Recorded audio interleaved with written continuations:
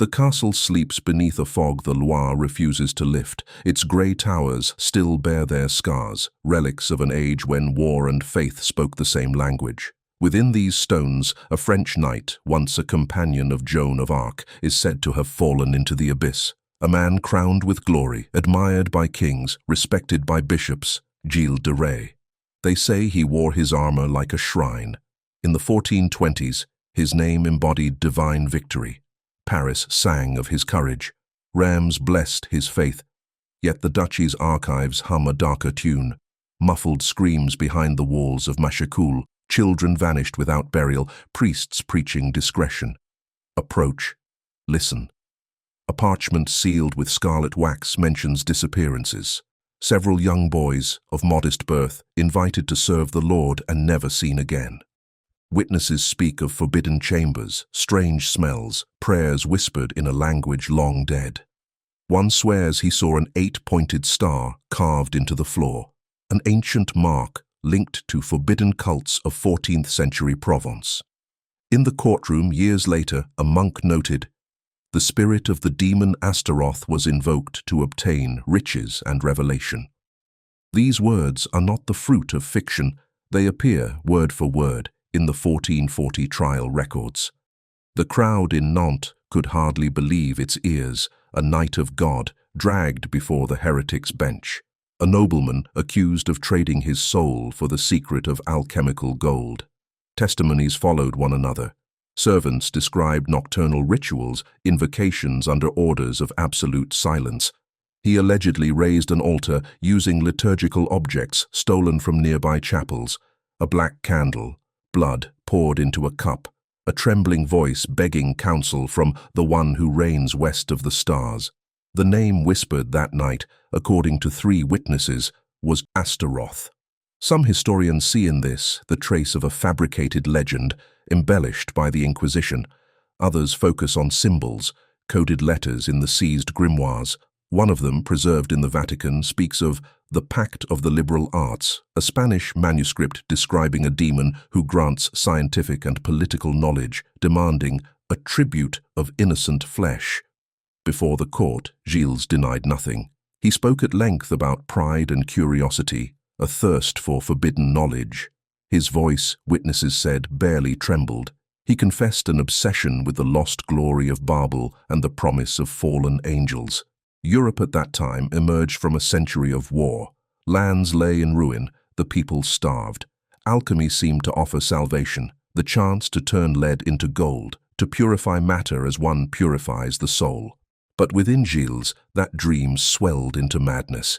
He was seen locked away for hours in his laboratory, surrounded by vials, inverted crosses, fragments of Arabic manuscripts brought back from the Crusades. Servants whispered that he prayed backwards, facing north, murmuring words beyond any Christian tongue. He had met a man named Francesco Prelati, an Italian cleric whom chronicles later tied to a Florentine occult circle. Together they prepared a magical operation meant to summon a luminous spirit. Prelati promised he could call forth the intelligence Astaroth to serve the great Lord de Rais. The following nights, the screams began. No one could say where they came from. The investigation lasted years. The nobility tried to smother it. The church hesitated. To accuse a national hero was to shatter a symbol of faith and monarchy. Yet the evidence grew. Shreds of children's clothing, charred remains, desecrated chalices, and a letter intercepted. It bore Prelati's seal. Inside, a coded message. The Prince of the Order of Air demands his offering. The master must complete the circle before the black moon. Modern historians still debate that letter. Some call it a trap set by the Duke's rivals. Others see proof of a growing delusion. A man convinced that the divinity he served had abandoned him. Evil, in this case, wore no horns, no wings. It walked on human feet, fed by power and pride. During his arrest, Gilles appeared strangely calm. He asked to wear his blue crusader's cape. In his cell, he spoke continuously to someone unseen. "I have gained nothing, nothing but silence, the silence of the master." The monks recorded everything. In the margin of one page, a scribe wrote 4 words: Fides fracta, anima perdita, broken faith, lost soul. The trial unfolded like theatre. Crowds gathered to witness the confession of the demon lord. He admitted, recanted, then fell to his knees in prayer. When the judge questioned him about Astaroth, he said, "That name was given to me. When one seeks the light, one sometimes draws what devours it." The room froze. Chroniclers remembered most his end. Condemned to death, Gilles asked to be led by priests. He cried, finally, not for his crimes, but for the children who never knew it was to save my soul. Before execution, he murmured a chant said to be liturgical, yet no theologian ever found its source. Later, at the site of his pyre, someone noticed a symbol scorched into the stone, an 8-pointed star. The fire consumed the flesh, but not the myth. Centuries later, scholars, occultists, and psychiatrists still tried to explain his descent, how a national hero became a remorseless killer. Official accounts spoke of greed, derangement, trauma born of war. Yet one question lingers in the smoke of that pyre. What if, in his hunger for gold and glory, Gilles truly heard a voice that promised him light? A century has passed since the pyre at Nantes, yet in Europe's libraries his name still burns. 17th-century scholars reopened the trial records. Between yellowed pages they found hand-carved symbols, invocation circles, alphabets of angels and demons, descriptions of a rite titled Call of the Throne of Air. At its head, one name written in dried ink, Astaroth. The demon appears in old Latin grimoires. They say he was once an angel, once a spirit of knowledge, corrupted by pride. He is summoned for wisdom, glory, and the secret of metals. He speaks softly, it is said, but his promises always end in ruin. In some texts, he wears a serpent for a belt and carries a book in his left hand, knowledge and damnation joined in a single breath. A theologian from Anjou, Etienne Drouet, studied these passages in the late 19th century. In a private letter, he wrote, Gilles de Rais sought God through the mirror of a demon. His thesis suggested the knight did not worship evil for evil's sake, but attempted, in reckless pride, to pierce sacred mysteries through their inverted reflections. A more recent discovery deepened the mystery.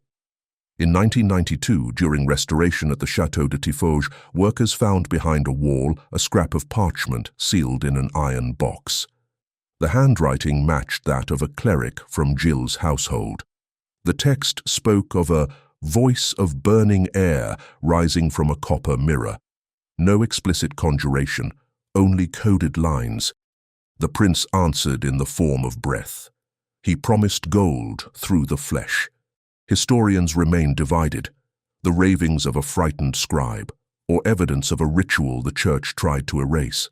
When British anthropologist Peter Hobson examined the recovered mirror, he identified a marginal engraving, an inverted star encircled by a serpent biting its own tail. The symbol appears across traditions, Kabbalistic writings, Greek Hermetic treatises, Arabic grimoires from the Abbasid age. Always the same idea. Humankind reaching into darkness in search of light. Amid this maze of signs, the Rais affair became a case study in modern psychology. A man raised in faith, nourished by glory and war, cast into a spiritual void neither victory nor wealth could fill. 20th-century psychiatrists see a post-traumatic collapse, exposure to blood, death, and the loss of the sacred. The mind then invents a counterpart, first a rational voice, then another, lower, more demanding. In that symbolic reading, Astaroth embodies corrupted intellect, knowledge stripped of conscience, science turned into ritual. A detail from the trial resurfaced under this new light. Gilles spoke of another self, an alter ego, watching his gestures as through a mirror. He addressed it as my counselor. The bishop labeled it demonic. 6 centuries later, psychiatrists interpret it as dissociation born of guilt and isolation. Still, some researchers reject an entirely medical explanation.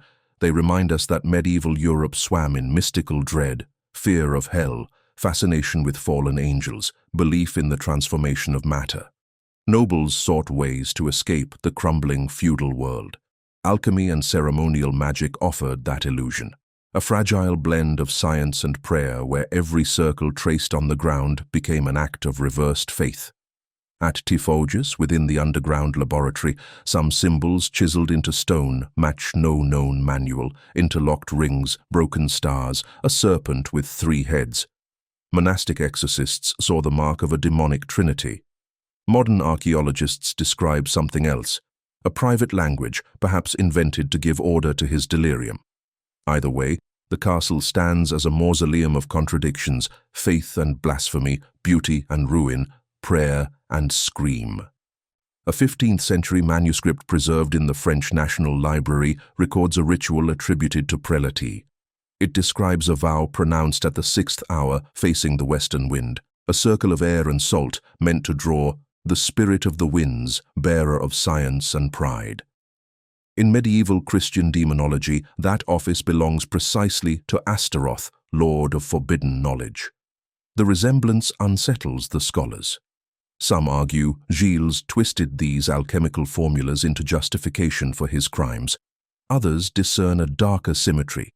In both stories, the voices promise redemption through sacrifice. The boldest interpretation came from a modern Jesuit, Father Anton Corvel. He claimed Gilles did not obey an outer demon, but the embodiment of his own intellect. He who longs to speak with God sometimes ends up listening to his own madness, he wrote. That view links Gilles to modern figures: scientists obsessed with creating life, artists drawn to the void of perfection. The same fire burns beneath different names. At a 1992 symposium in Tours, a historian spoke aloud. Why did Gilles pray backwards? Silence trembled through the room. Then someone whispered, because he wanted heaven to see him from the other side. The phrase survived in the conference notes as a tragic epitaph. Inversion, reflection. Gilles may have sought not evil itself, but the light seen from within the dark. Under that reading, Astaroth becomes less a being than an archetype, the temptation of total knowledge, faith devoured by curiosity. Many scholars remind us the name stems from Astarte, the ancient Near Eastern goddess of fertility, later transformed into a demon by Christian tradition. Inversion once more. This spirit carries within it the memory of a former light turned to curse, exactly what Gilles pursued: contact with the origin of fire. By the end, one truth remains: no invocation proves a tangible demon, no relic confirms possession, yet through symbols and fear, a human truth emerges. Gilles de Rais killed to fill an absence. Faith had withdrawn from him, and in that silence he built an altar beneath the shadow of forbidden knowledge. The pyre cleansed the stones, not the myth. In several occult traditions, Astaroth remains the patron demon of scholars and seekers.